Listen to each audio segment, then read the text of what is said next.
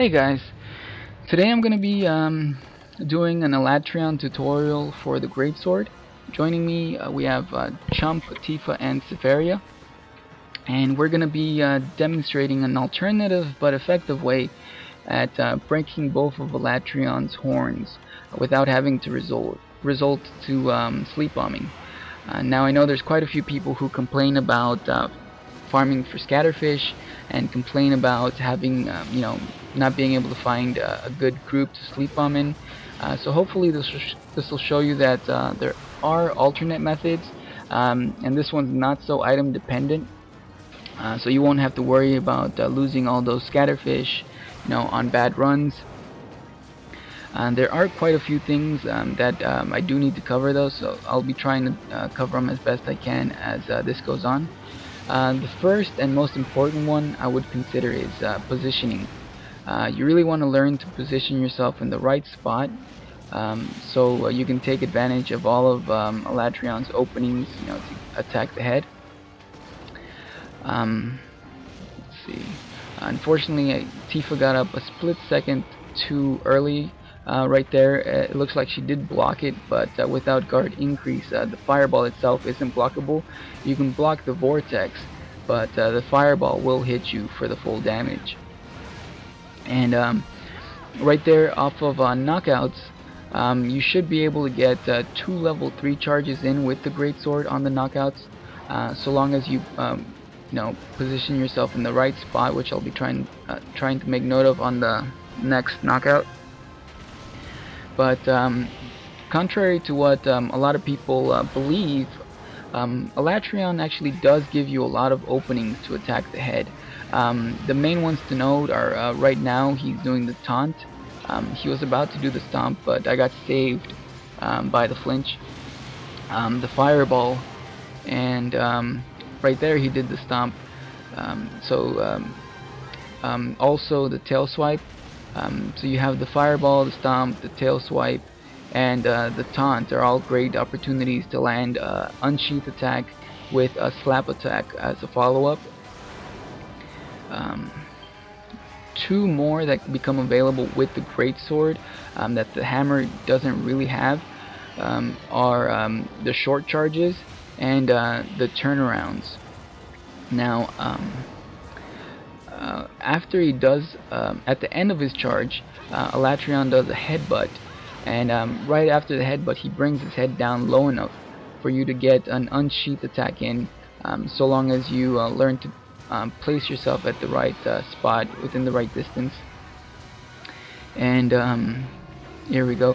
You really want to place yourself just about here, just below where, just below half of where his head bobs back and forth, because if you notice, his head comes up at that spot, so it'll actually give you the biggest window to land the level 3 charges.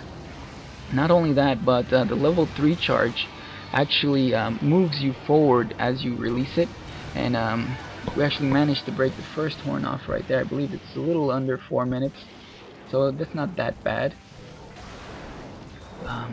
Usually the first horn comes off with about 2 rounds of sleep bombing, but back to the level 3 charging. With both level 3 charging, you move forward a little bit, which will actually give you enough range to land that level 3, and I picked a bad time to sharpen. It'll give you enough range to land that level 3 charge on the base of the head, if not the beginning. And general positioning, you would like, as far as I'm concerned, the best position would be right about there. You want to stay a little in front of him, towards his right side, because his right side's the side you want to run alongside him to take advantage of those short charges. And it doesn't look like he's doing many of them, so I might edit some of that footage in later. But another thing to note is with a good group that stays together, he'll actually be more inclined to doing the short charge, to doing the fireballs, and to do the tail swipes. So if your group sticks together, you'll have a lot more opportunities to land all those strikes in on the head. When people tend to separate, he'll start charging across the area. You'll find it a lot harder to build the damage on the head. You'll find it a lot harder to knock him out. And another important thing to know is your armor skills. Definitely, I'd place sharpness +1 as one of the most important ones. You also want to have critical draw, since you're doing a lot of unsheath attacks on the Greatsword. You know, critical draw, getting all of those attacks as criticals boosts your attack significantly. Punish draw is also not a bad skill, because when you get those knockouts, you'll be able, you won't just be able to land the 2 level 3 shots, but your party will also be able to land a lot of attacks in. You'll find that weapons like the sword and shield and the lance will be able to break the, they'll be able to break, not break, but cut off the tail with little problem. So you won't have to you know, break off from attacking the head and concentrate on the tail to get that off. They'll be able to do that without you needing to help them. Let's see. My current armor set gives me sharpness +1, critical draw, punish draw, and earplugs. The earplugs aren't too helpful for Alatreon because you need the high grade earplugs. But for anyone that's interested in the set, I'll be putting the parts needed in the description. The only notable thing is you do need a critical draw +7 with 1 slot. There's another combination where you need a critical draw +7, just a critical draw +7 talisman. And I'll be putting both of those combinations in there for anyone that wants to take a look at them. Yeah, so another useful skill would be high grade earplugs. It's not that necessary, as you might have been able to tell right there. I managed to roll through the roar, because when you roll, there's a split second of invincibility that you could take advantage of. And for Alatreon's roars, if you don't manage to roll through it, there's not much of a downside. It takes quite a while to recover from it, so by the time you land an attack, you should be able to move. So you shouldn't be able to, you shouldn't be getting hit unless you're unlucky enough to be standing on one of the lava pillars that come up. Also important would be the items you bring. You definitely want to bring enough potions. You definitely want to bring the flash bombs to get them out of the air. Might seeds are pretty helpful. I usually bring those to increase my attack, increase the damage. You definitely want to bring dragon fell berries to get rid of the dragon blights, because the dragon blights give you the negative critical. And you really don't want to have to deal with doing less damage when it already takes so much damage to break off both of these horns. So anything you can to keep your damage up is very helpful. And we got another knockout, so let me see if I can get my... That's about right. So there we go. With the step forward, you can notice that I will at least hit the base of the head. And Chump managed to get the tail off right there. I don't believe me or Tifa were even going for the tail, so he managed to cut that off alone. And yeah, he got rid of his dragon blight too. He's bringing his dragon fell berries. You really want to position yourself a little out in front of him towards the right, like I mentioned. Just keep those attacks on the head coming. You don't want to start getting distracted, attacking the legs, attacking the tail, mainly because you'll start missing a lot of attacks, a lot of openings you could have gotten in on the head. And if you're close enough, you can even get a level 3 charge on just the knockdowns. It looks like Tifa managed to break it on that one. So that's about the 10-minute mark, and we managed to break both horns. There really wasn't much trouble. No one was really, in danger of anything. So let me cut to some solo play. I'll be demonstrating, a lot more openings. This one is just at the start. If you have sharpness +1 and punish draw, you should be able to easily knock him out with just a few good moves. Like if he does the taunt or the fireballs, you should be able to get in a good quick 4 strikes, getting that first knockout in. And I got the stagger.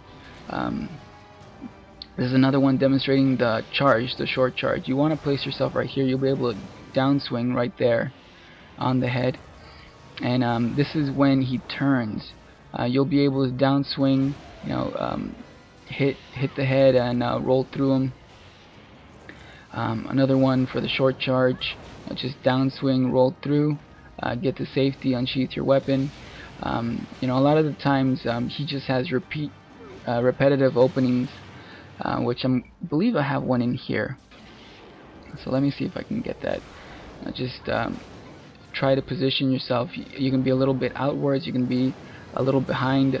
It takes a little while, but you'll get used to the timing, and you'll be able to land these strikes most of the time. You don't expect to break both horns off the bat, but so long as you keep at it, you keep practicing, there's no reason why you shouldn't be able to even solo the horns in a decent group, especially when they stay together, like I mentioned, because staying together is really the most important thing. That's when he really gives the most openings. You'll be able to land a lot of consistent hits with the right skills. You don't have to worry about not putting enough damage in. You will be doing a considerable amount of damage attacking the head as opposed to attacking the other body parts. And this one was the run I was doing alone.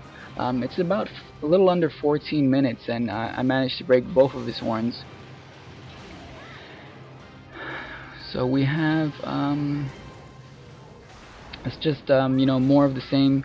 You want to stay on his right side. If you try doing that from his left side, you really won't have enough time to run up to the head and get that off. I actually have both of the horns broken here. Once you get both of the horns broken, you can move on to the wings. The wings will break melee.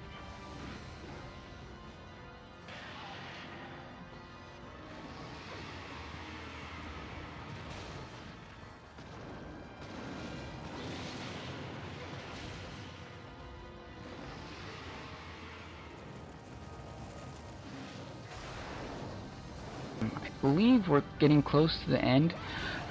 This is another just solo run.